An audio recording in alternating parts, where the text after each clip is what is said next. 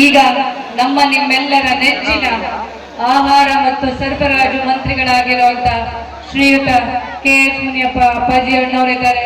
ನನಗೆ ತಂದೆ ಸಮಾನರು. ಅವರಿಗೆ ಆತ್ಮೀಯವಾದಂತಹ ಸ್ವಾಗತವನ್ನ ಕೋರ್ತಾ ಇದ್ದೀನಿ. ಇದೇ ಸಂದರ್ಭದಲ್ಲಿ 2023ರ ನಮ್ಮ ಕಾಂಗ್ರೆಸ್ ಪಕ್ಷದ ಅಧಿಕೃತ ಅಭ್ಯರ್ಥಿ ಕೆಪಿಸಿಸಿ ಕೋಆರ್ಡಿನೇಟರ್ ಆಗಿರುವಂತಹ ಶ್ರೀಯುತ ಬಿ.ವಿ. ರಾಜೀವ್ ಗೌಡ್ರು ಕೂಡ ಈ ವೇದಿಕೆಯನ್ನು ಹಂಚಿಕೊಂಡಿದ್ದಾರೆ. ಅವರು ಕೂಡ ಒಂದು ಆತ್ಮೀಯವಾದ ಸ್ವಾಗತವನ್ನ ಕೊಡ್ತಾ ಇದ್ದೇನೆ.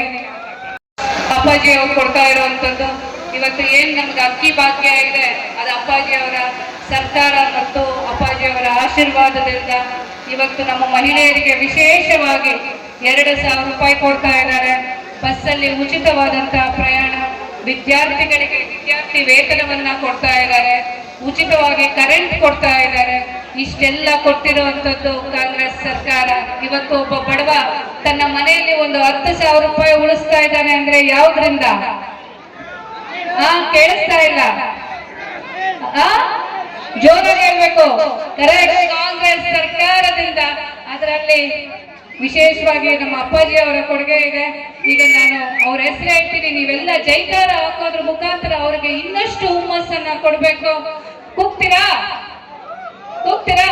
ಬೋಲೋ ಕೆ.ಎಸ್. ಮುನಿಯಪ್ಪ ಅಪ್ಪಾಜಿಗೆ, ಬೋಲೋ ಕೆ.ಎಸ್. ಮುನಿಯಪ್ಪ ಅಪ್ಪಾಜಿಗೆ, ಬೋಲೋ ಕೆ.ಎಸ್. ಮುನಿಯಪ್ಪ ಅಪ್ಪಾಜಿಗೆ. ತುಂಬಾ ಧನ್ಯವಾದಗಳು. ಅದೇ ರೀತಿಯಲ್ಲಿ ಇದನ್ನು ನನ್ನ ಕರ್ಮಭೂಮಿ ಅಂತ ಅನ್ಕೊಂಡಿರುವಂತವರು ನಮ್ಮ ಬಿ.ವಿ. ರಾಜೀವ್ ಗೌಡ್ರು. ಬಂದಾಗ್ನಿಂದ ಕರೋನಾ ಸಂದರ್ಭದಲ್ಲಿ ದಿನಸಿ ಕಿಟ್ ವಿತರಣೆಗಳಿರಬಹುದು, ದೇವಸ್ಥಾನಗಳ ಜೀರ್ಣ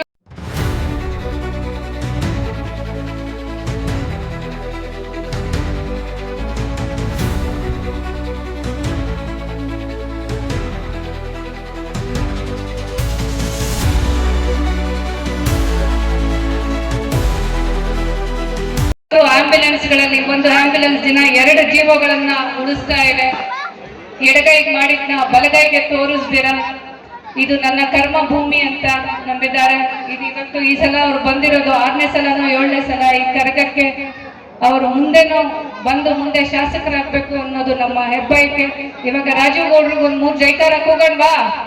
ಬಿ.ವಿ. ರಾಜೀವ್ ಗೌಡ್ರಿಗೆ ಕೇಳಿಸ್ತಾ ಇಲ್ಲ. ಬಿ.ವಿ. ರಾಜೀವ್ ಗೌಡ್ರಿಗೆ, ಬಿ.ವಿ. ರಾಜೀವ್ ಗೌಡ್ರಿಗೆ ಧನ್ಯವಾದಗಳು. ನಿಮ್ಮೆಲ್ಲರ ಪ್ರೀತಿ ವಿಶ್ವಾಸ ಇದೇ ತರ ನಮ್ಮೆಲ್ಲರ ಮೇಲೆ ಇರಲಿ.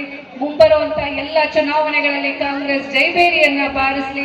ಸರ್ವೇ ಜನ ಸುಖಿನೋ ಭವಂತು. ಧನ್ಯವಾದಗಳು. ಹಲವಾರು ಕಾಂಗ್ರೆಸ್ ಗಣ್ಯರು ಉಪಸ್ಥಿತರಿದ್ದಾರೆ. ಅವರೆಲ್ಲರ ಹೆಸರನ್ನು ನಾನು ಹೇಳೋದಕ್ಕಾಗಲ್ಲ.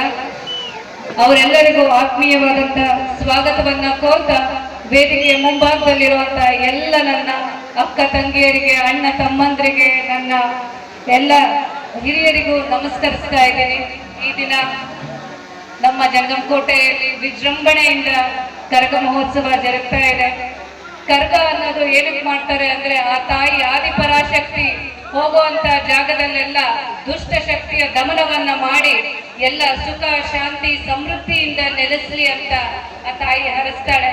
ಆ ಕರಗದಿಂದ ಇಲ್ಲಿರುವಂತ ಪ್ರತಿಯೊಬ್ಬರಿಗೂ ಎಲ್ಲರಿಗೂ ಆಯುಷು, ಆರೋಗ್ಯ, ಒಳ್ಳೆ ವಿದ್ಯಾ ಬುದ್ಧಿ, ವ್ಯಾಪಾರದಲ್ಲಿ ಹಾಗೂ ರೈತ ವರ್ಗಕ್ಕೆ ಎಲ್ಲರಿಗೂ ಒಳ್ಳೇದಾಗ್ಲಿ ಅಂತ ನಾವು ಆಶಿಸ್ತಾ ಇದ್ದೀವಿ.